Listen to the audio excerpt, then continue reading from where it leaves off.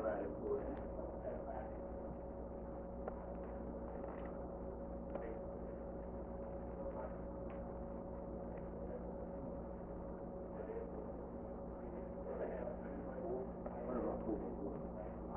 Yeah, I was saying, you know, this is one of the references that for the talk.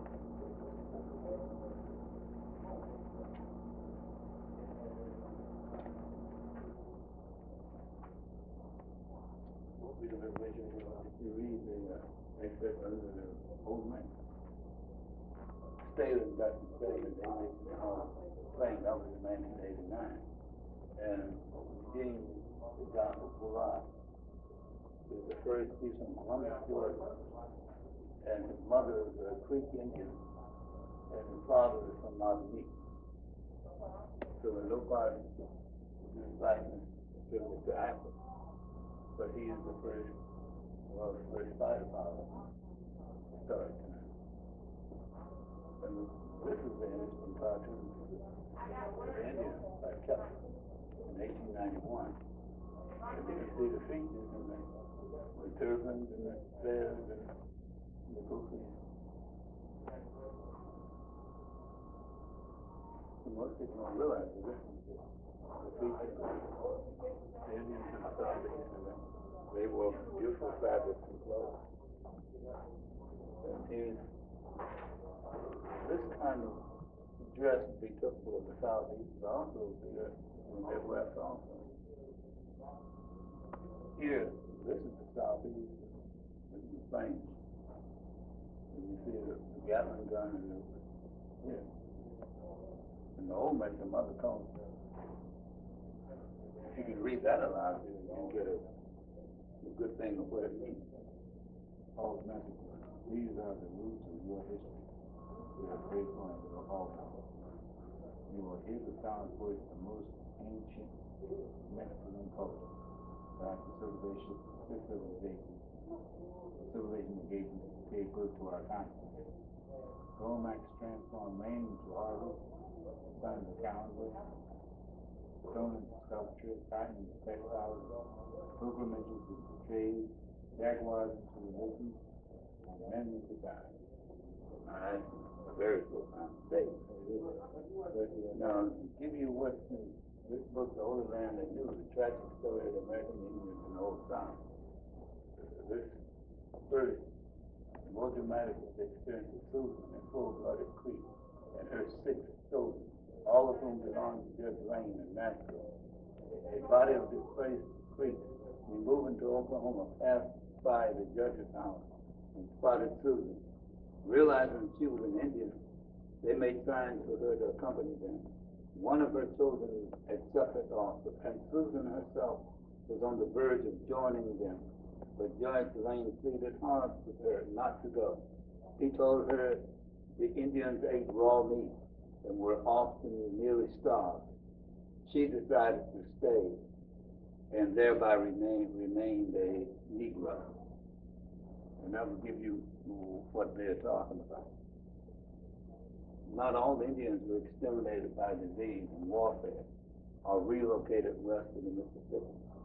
In part, they have remained in the South, surviving, helping to create the 19th century Negroes like Susan, Uncle A, Frederick Douglass, even Allen Taylor, the author of the 20th Century Roots, which is so stimulated interest in the African background, also has Indian forebears.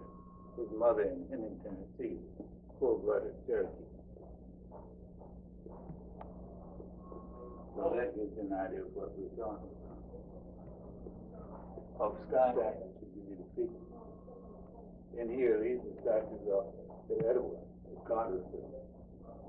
And this is the one and only time we'll have an exhibit of the art of the Southeast. Here's the pyramid at Etowah. Show that to us again? Hmm? Show that to us, the pyramid? Yeah, this pyramid here. Okay. Was at Etowah, right outside of Cartersville, about 45 minutes. And that's fairly typical. The features of the people in the arboretum here will let you know exactly what they're talking about. One thing that's foremost.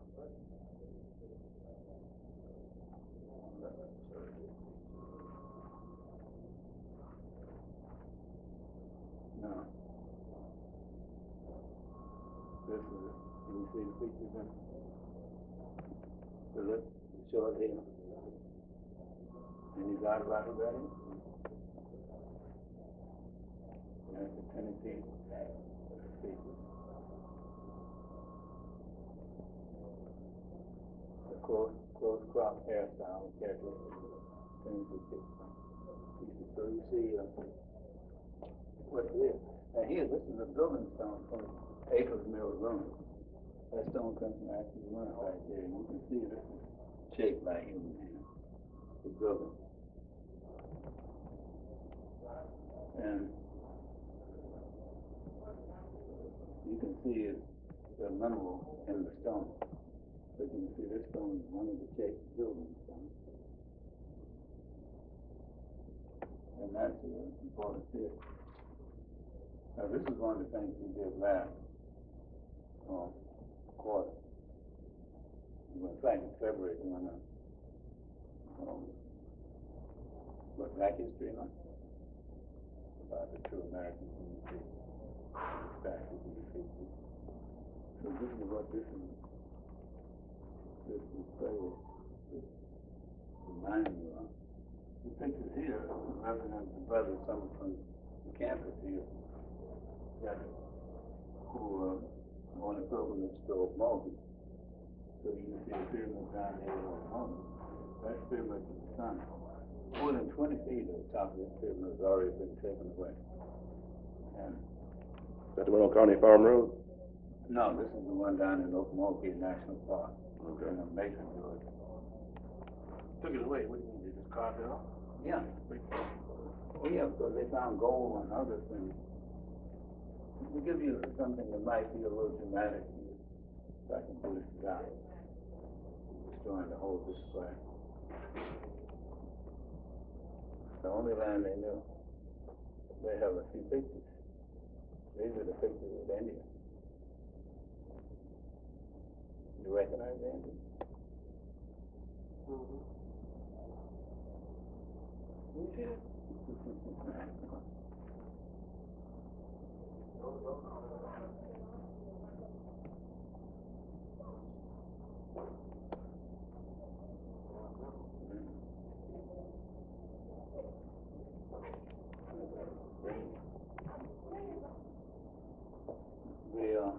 The cone. So you can right now we have the southeast, the south.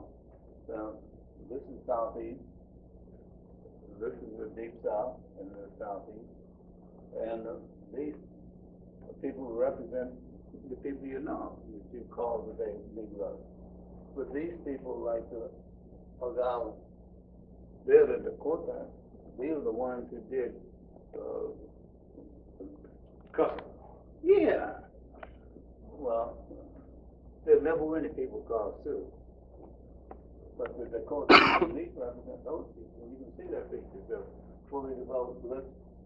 And they have the same features as the people all over. Here, you see statues that everywhere carved up. So this section here represents the general features of people who represent the indigenous culture, whether they're in the plains or in the south. And here's one from the peace advocate here. You can see that he has the typical features, and he's in the Great Lakes region. So this was really to come on so people can recognize what the family looks like. But no, all the family resembles each other.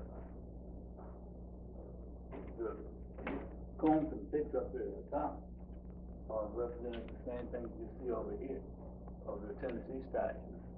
These combs are pictures right out of ruins in Tennessee. In the map of Lower Florida, the dots there are showing the Seminole village In other words, Seminole is not a corruption of the Spanish Timaru meaning runaways, but it's the corruption of two Muscogan words, este Timor. Este meaning man, and Timor means free. So it really means the free man, the unacculturated one. But they tell you Seminole is the corruption of Timaru, which is polite. And you have to do that to get a point, though. But many people don't know. You have many ruin sites here in the Atlanta, Georgia area. And when they're digging and building new buildings, they run across many, many things that keep that here. They take them many times, things are worth more, so they dig up than what the building's going to be put up. You never know.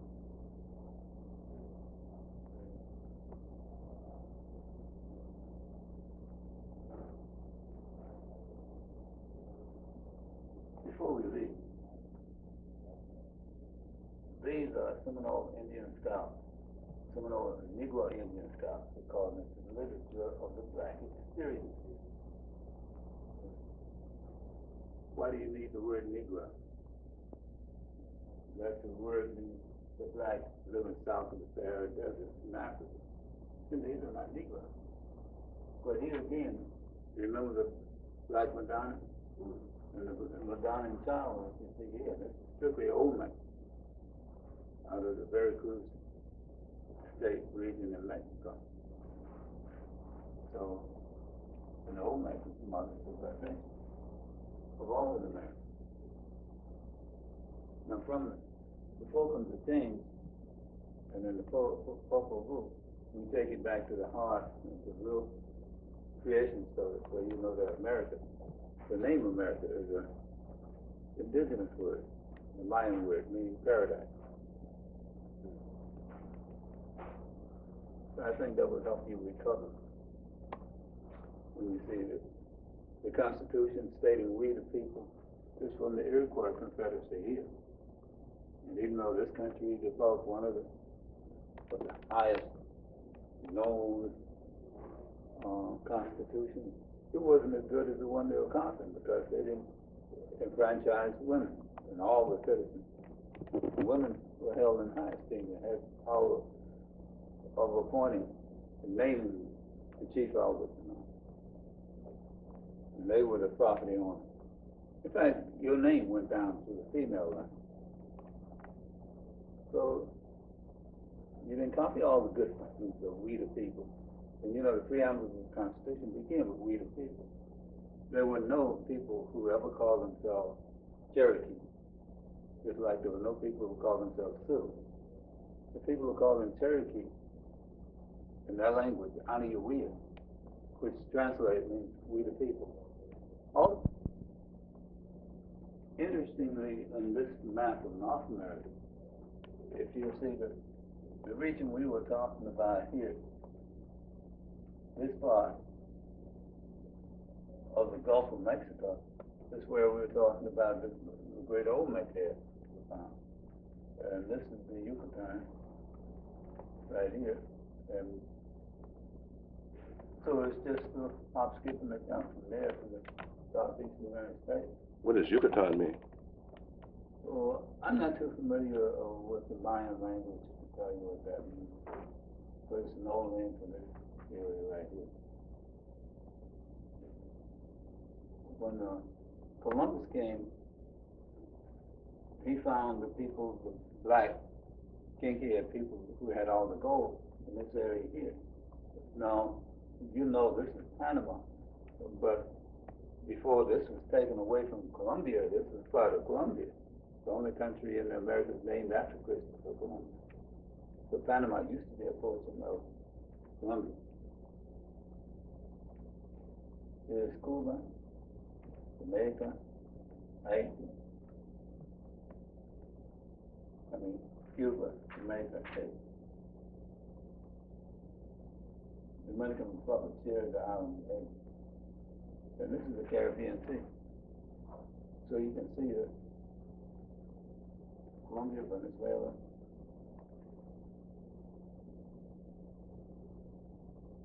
the statue of Erdogan say, Ottawa is a very famous place. Many of us don't realize that just 45 miles up the road is a very famous indigenous place.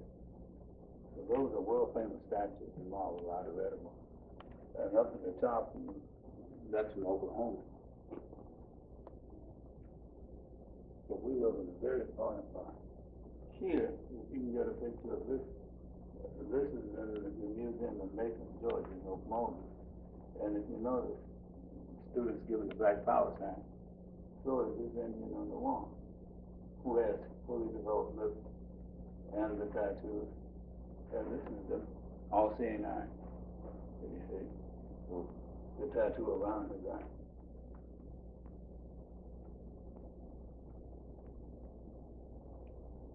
I want to read that book. What book? Yeah. This is the book. Who's the author? So this one, this is translated by Dennis Tedron. Mayan. You have to translate. It's written in Mayan? Yeah. So who we have translating Mayan?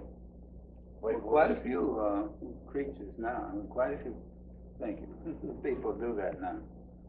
Some intellectuals have been deciphering Mayan hieroglyphs. The Mayans wrote in hieroglyphs. So, and this is Mayan art from the burial site. They're illustrating the stories in the local book.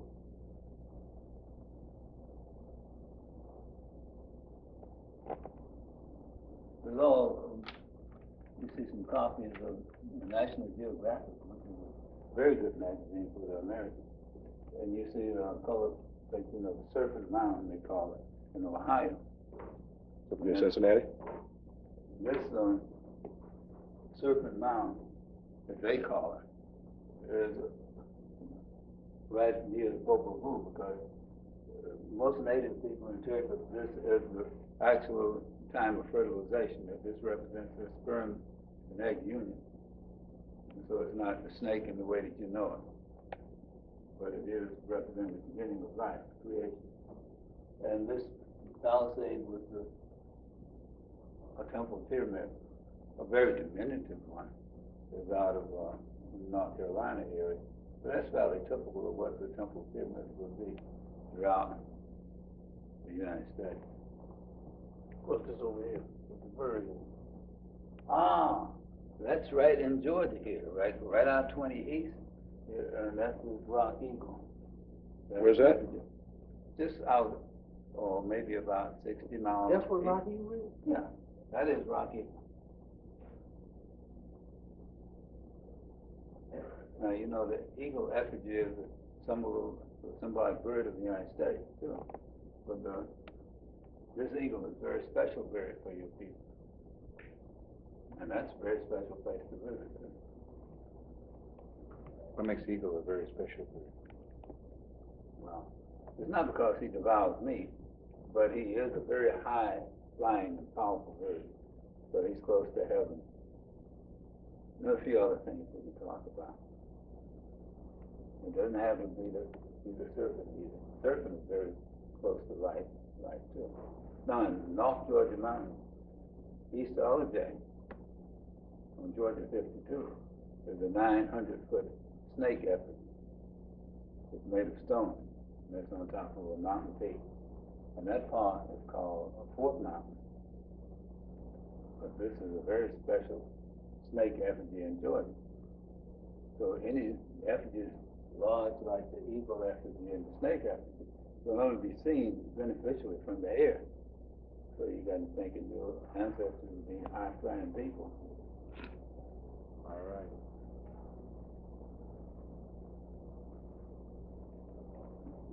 All these places I mentioned are state parks.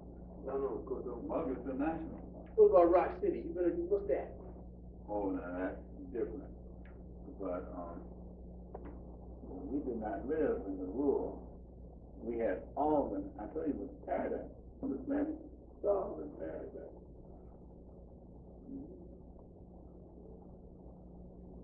Sovereign United States territory, just as much as Alaska is, as well as the states carved from the Louisiana Purchase. We bought it, we paid for it. Being founded from the Washitaw people, who was mine. try to start everything out by a few silent moments to give thanks to our ancestors who none of this would be possible. So we'll give thanks to the ancestors.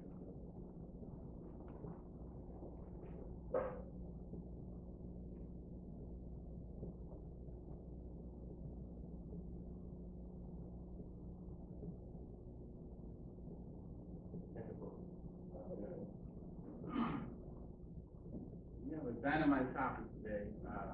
I know people who are familiar with me for the past year, especially black media. And I want to give thanks to black media for doing the production, and Florence Jackson allowing us to use their facility.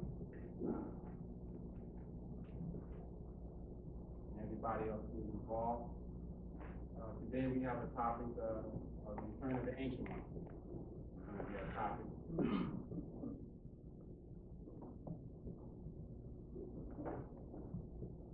Starting from my left, we have the Honorable Clinton D. Wilson Bay. We have Empress Verdiacee T. Verdiacee Senator, Washitaw Gaston. I'm trying. And Prince William Warner. Warner Williams. I'm going to get that. Okay.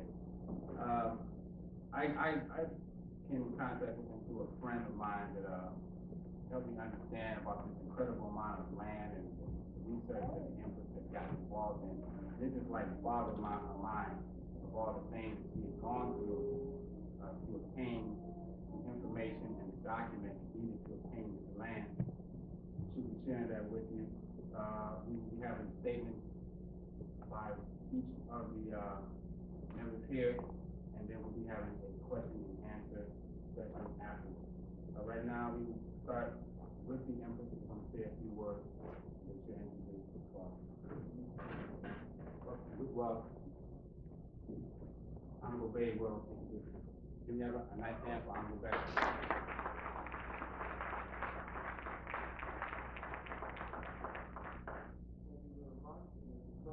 Be here today this evening, and I wish to say to all those who are conscious, assalamu alaikum. For those who are not conscious, hello, I hope you get there soon, if you need to.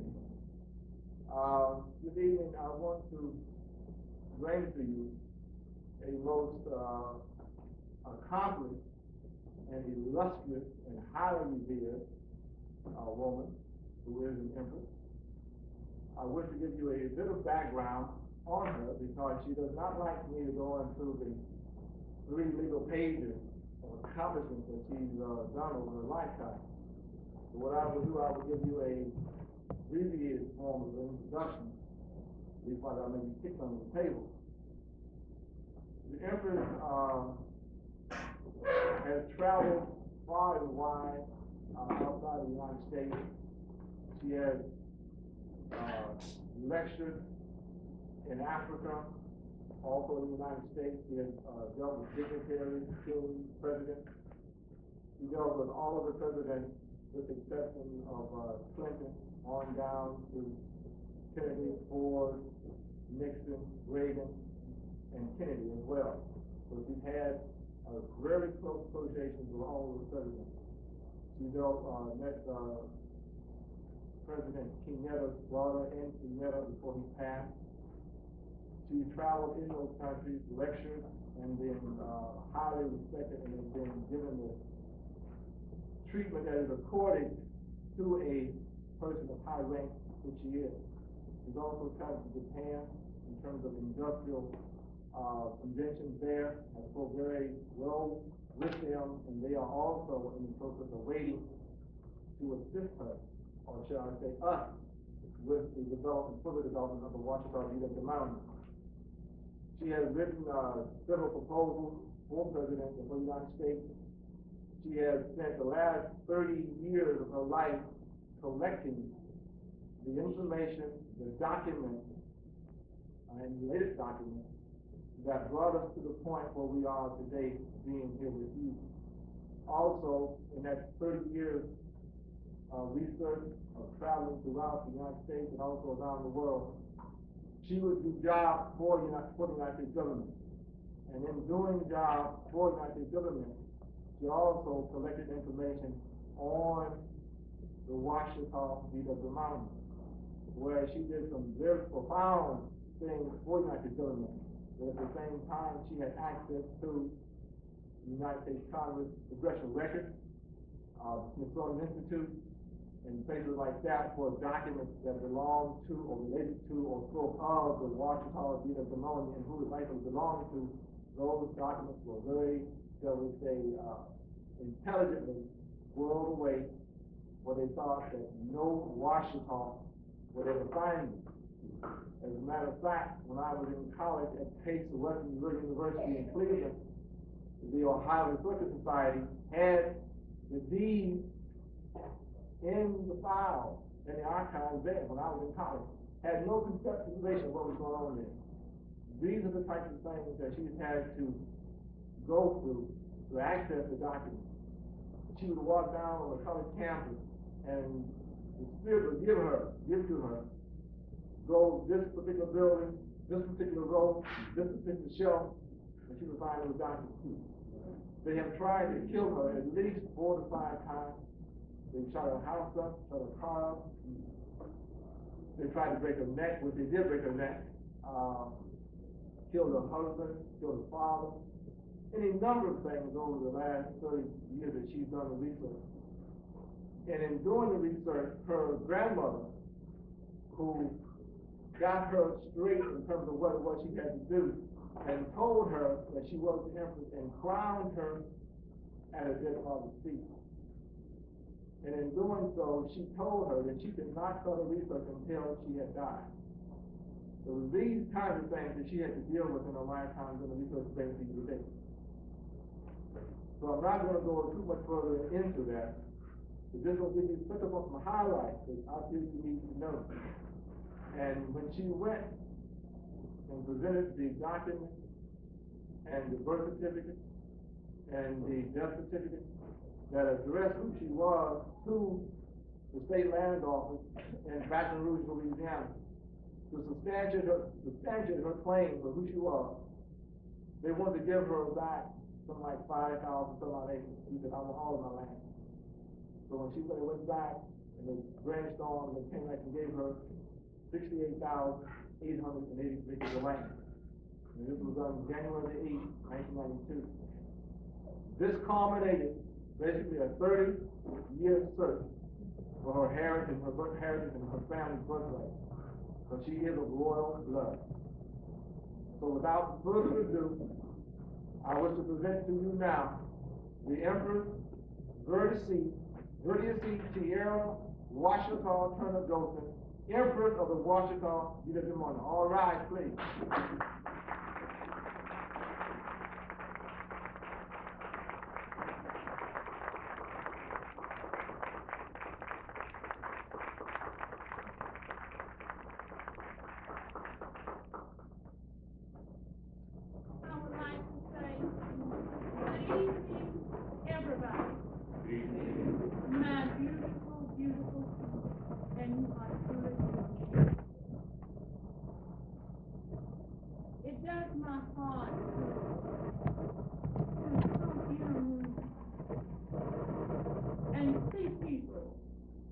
That I know is away and know who they are.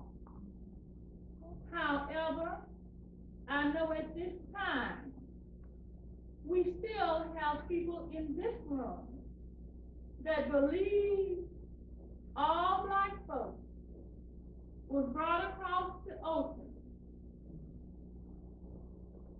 came to the floor 500 deep at once. Black people, some people were brought to Africa, only few. However, I want you to think this afternoon, long, hard, and deep. If you chain 500 people to the bottom of a boat,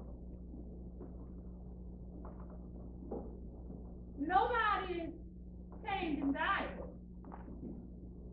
They would have drowned in their own urine in their own teaching, because it took those boys anywhere from 6 weeks to 2 months to cross in those days. But the lies have been perpetuated while your history was stolen. Most of the people here claim some relation to the Moorish side. Some claim some relation to Mu of Lamu. I'm happy to tell you this afternoon, I am by birth M-U-U-R from this very continent. My people have been traced by the Caucasians, the colorless people, to have been here 3,000 years prior to the birth of their Jesus Christ. Right here on this continent. All of our artifacts are in the ground and in the rock. This can be proven by the radioactive clock. The essences of the people look like you and I. The hair is skanky, the nose is wide, and the lips are large. You say we all came from Africa? Once the whole world was Africa. Come on. Yes, your Bible and read Genesis 10:25. The earth was broken up in the day of Peleg. After the flood, when the earth was saturated with water. During the time of their Atlantis and our Lemur was sunken down in the bottom of the sea. Our people found their way during the great quake to each continent. You have black people that's been in South America ever since the World War.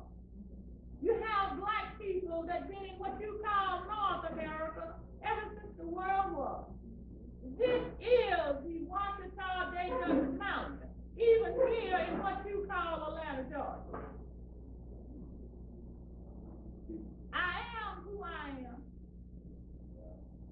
And I covered every inch of ground I stand on. My grandmother found me after her, the Empress of the Washitaw. While they was looking for a full-grown woman to kill, the crown was on a baby. I reared my family, and I went about my grandmother's business of finding all the records, while I was at the same time taking care of my family, doing what we all do for a livelihood.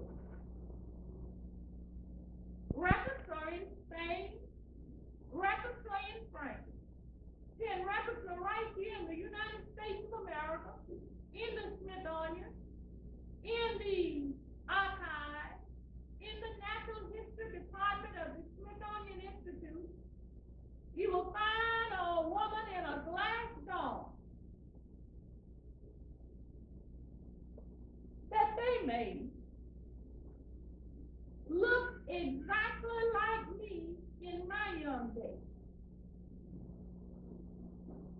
And she is called the ancient people of North America. Go there and see for yourself. You'll find a black statue under a glass dome, wearing the same clothes that I wore in 1975. Black people, wake up. You've been robbed. Your history has been stolen from you. Your name, your future, your land, your rights, and your religion, because you certainly have one. Then you have been given what someone else wants you to have.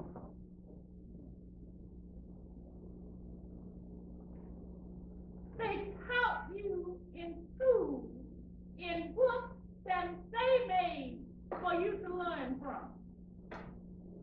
They taught you, and I'll stop and ask you a few questions. Most of you know, because you're people that do know.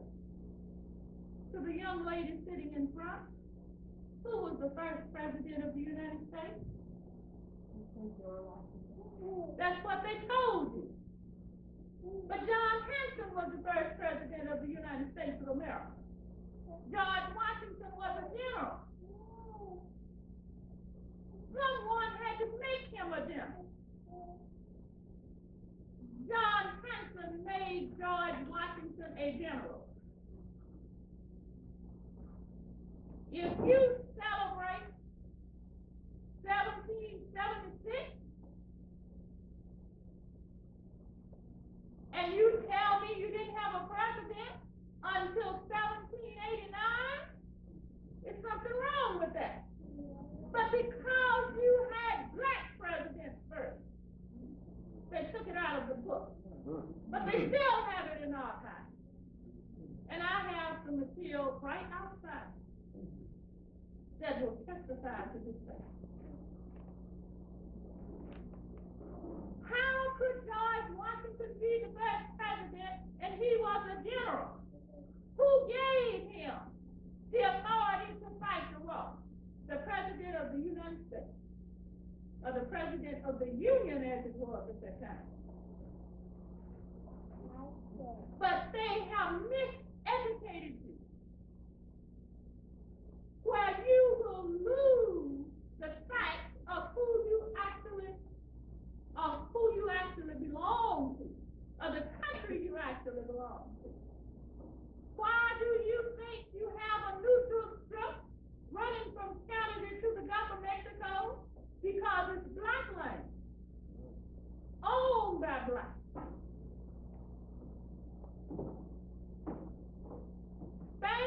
France came over and claimed it and ceded it to Spain.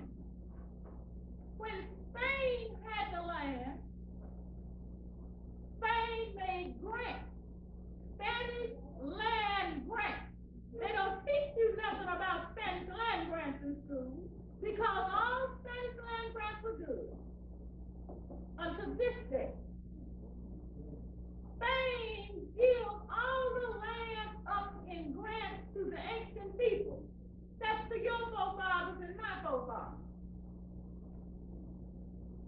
Then Spain sold back to France the streets of New Orleans and the military barracks. Now that's what's on the Louisiana Purchase Agreement. That's what's on the deed. The streets of New Orleans and the military barracks. France could only sell to the United States what had been ceded back to her. I can't go to this brother's house and sell his land. He had left the military barracks and the streets of New Orleans. And this is what France sold to the United States of America. And not what the United States of America has told you that was practiced in your school book. Call for the deed. Read the deed. Call for the purchase agreement. And read the purchase agreement. And you will see right there in the purchase agreement, right there in the deed, just like Spain wrote it for France, France wrote it for the United States. Selling the streets of New Orleans and the military barracks. And not the other land.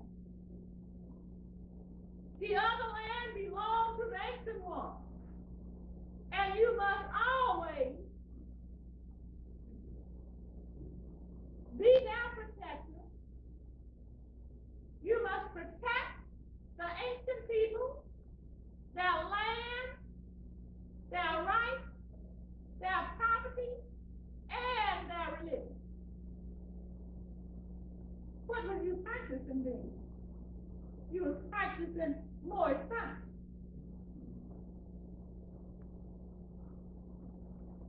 That's what they have to say. What did George Washington do? A perfect effeminate.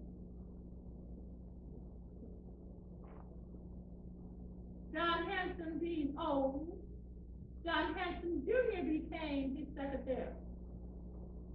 And the real document was hidden in the underclothes of the Hottentot, John Hanson Jr.'s girlfriend, whom he couldn't marry until after the time of George Washington.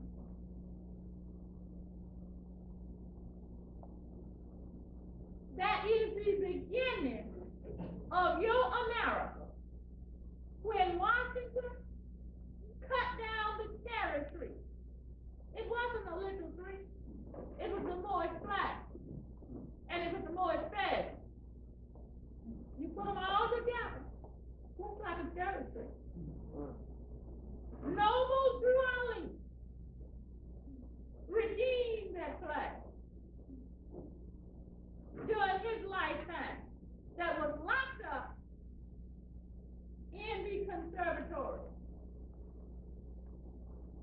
of Washington in Philadelphia, beg your pardon, which was the capital.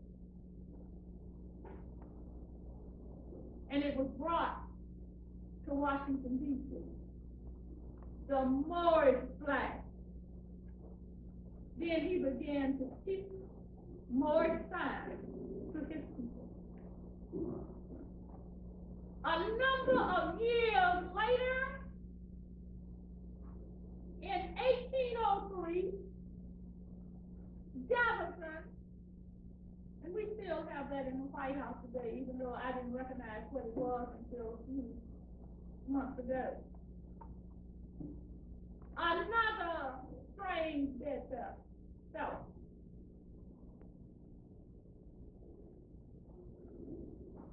Made a negotiation was made for him by a person that was not an officer of the United States, and Napoleon had not yet gotten to be the Consul of France when the document was signed.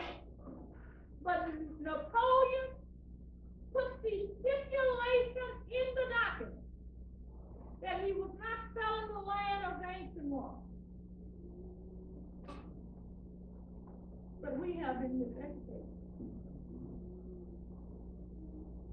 They have the truth. Most of my family was killed during the early years through the poisoning of the water. Then they made the baby slaves. But a few, and they learned how to survive because they were survivors. They had survived like that all the time for 3,000 years. And they kept the truth, and they were able to communicate in later years with the people that had been brought up in slavery and told them who they were. My people have never, from one side, has never been enslaved. They're ancient ones. They came up in the forest, one half of them, until after 1865. Henry Turner, the Henry Turner Act, which was Henry Turner, filed a civil action in 1823. That civil action was not completed until 1848.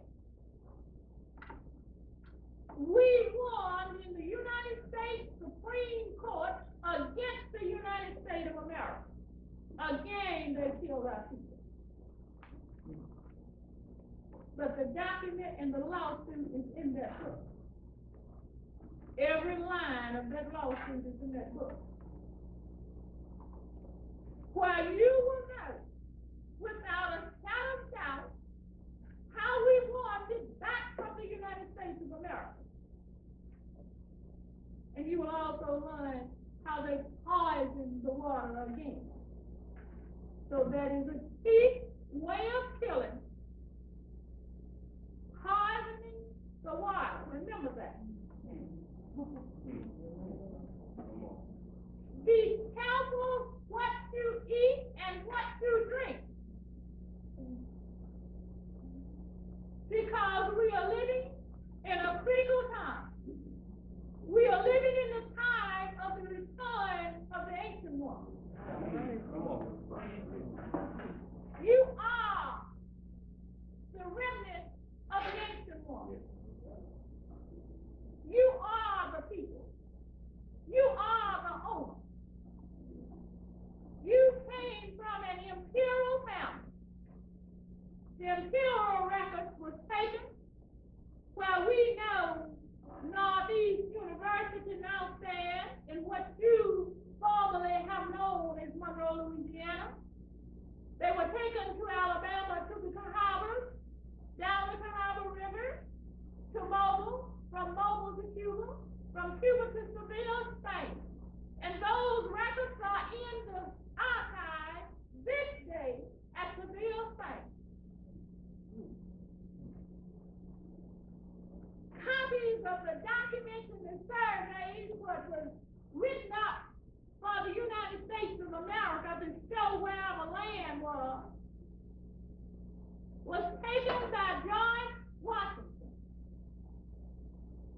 transferred down to Thomas Jefferson's time,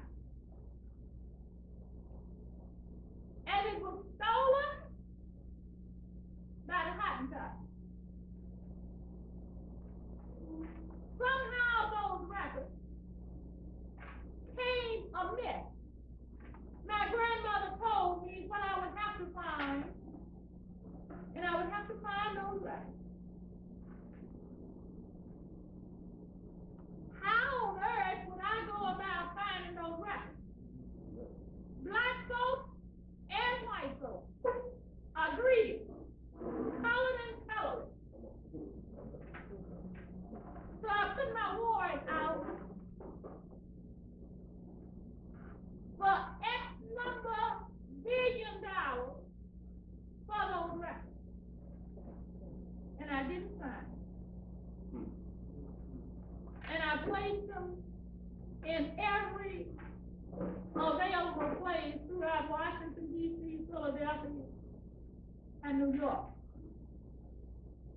Lo and behold, the records came up for sale on the auction in New York City. Now I knew what the records were. By Ohio Historical Society, that case Western Reserve. I still didn't have no money to get the records. I was appointed Friends of Archives of the state of Louisiana, and being appointed Friends of Archives on the first board, office board of the state of Louisiana,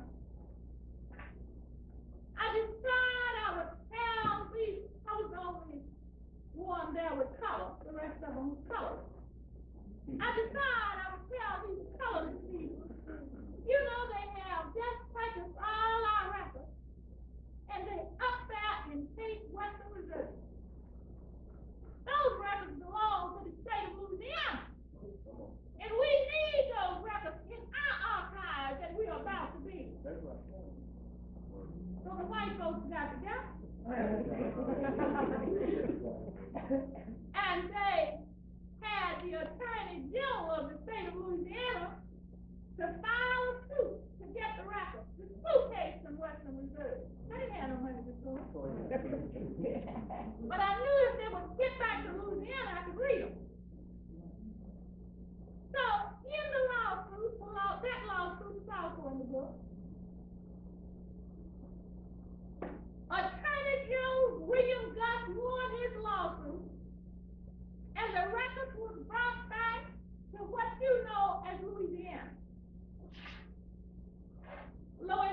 they found out the records was black. They locked them up in New Orleans Historical Society for another 30 years. I was supposed to be dead in 30 years, you know. But then I go to the Western Reserve in Ohio. All the time, I didn't know Mr. Nelson Bay. I understand he was going to school last time. I went to Western Reserve and told them, look, people, you let Louisiana beat you out of those records. And so, my records, now they're locked up. And I'm going to screw you because this has been made public here. I have that letter too. Western Reserve contacted the Historical Society in New Orleans. That those records got to be made public because this woman had proved without a shadow of doubt she's the Empress. Then all hell broke loose. I saw the records. They got me in a double catch-22 to pack me off to federal prison for the rest of my life. They killed my husband and they ate his brains, the Ku Klux Klan did, in a Ku Klux Klan ritual. That still hurts. But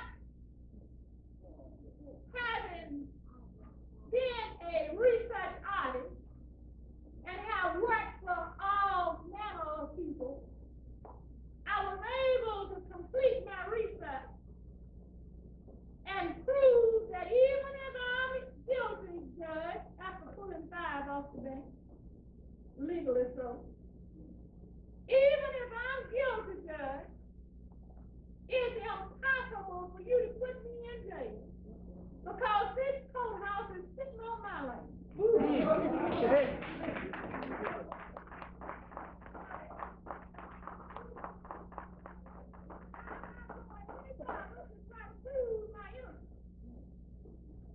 You prove that this is a legal Washitaw courthouse in a legal state of Louisiana, in a legal United States of America, and I was glad to go to your jail. And I filed motions to that effect.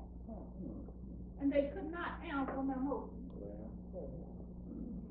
So I'm still free. Because it's on my land. Then I decided to try to start to get my land back. I had to come up with every document.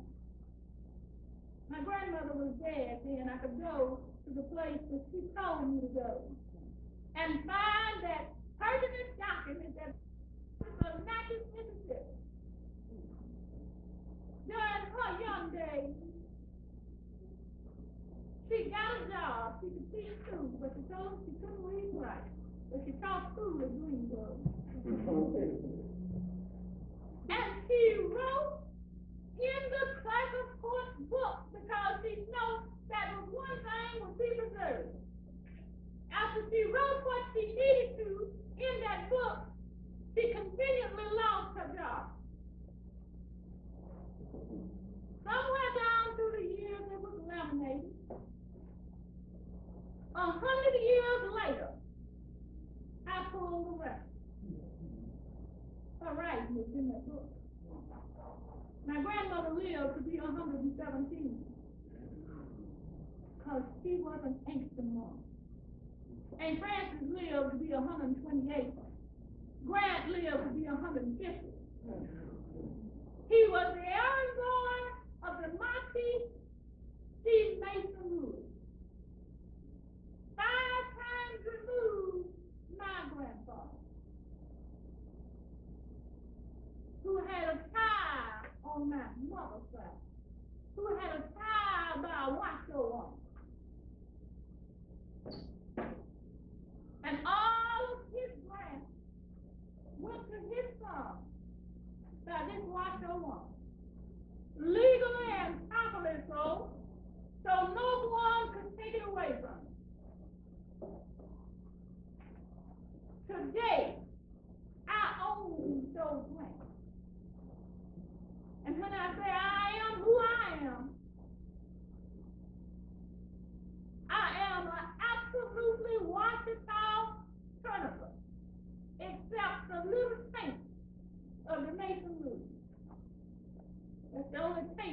have in my blood. It made me the owner of the Tunica tract, the Washitaw tract, and the Spanish land grant. That was my great-grandfather's 5 times removed. And today I stand here and I offer you to be a family member of my extended family, because we are all related somehow. I can't even sit on the 68,883 acres in Louisiana, what you call Louisiana, which I now have named back the Washitaw Verdiacee Mound. But we have 3 million acres of land from Kennedy to the Gulf of Mexico, without a shadow of doubt. If I would stand here and lie to you, I could be put in jail for treason against the United States. They cannot jail me because I have the right. And they have the right. They know it's true. I'm not going to stand here too long. But we brought you proof. We brought you proof. Signed, documented proof that we own this land. I'm not talking about copies. I'm talking about sign and ink on the official state and government, under the government seal, federal seal, from the United States Department of Forestry, from the United States Department of Interior, from the United States Farmers Home Administration. We're not paying FHA mortgages anymore. Okay?